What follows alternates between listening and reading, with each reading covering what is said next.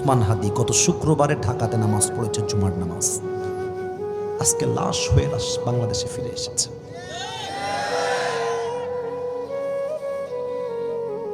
সে কখনো ভেবেছিল জুমার নামাজ পড়ে যখন বের হয়ে যে আজকে আমি জুমার নামাজ পড়ে বের হলাম, আগামী জুমার দিনে আমার লাশ বাংলাদেশে আসবে? ভাবে নাই।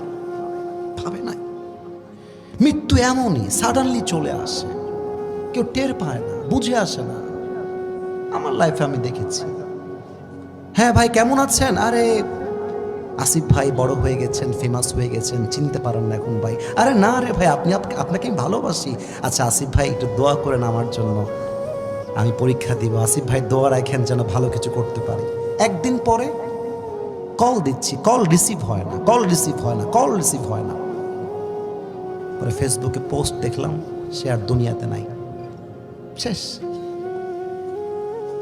আমার আত্মাটা কেঁপে উঠছে। আরে কালকেই তো কথা বললাম, হি ওয়াজ ফাইন, হি ওয়াজ ওকে, সব ঠিকঠাক ছিল, তো কি হয়ে গেল? মৃত্যুটা এমনই হয়ে যায়, এমনই।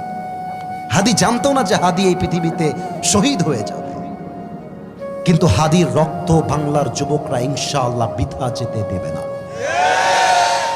হাদির রক্ত এটা শহীদের রক্ত।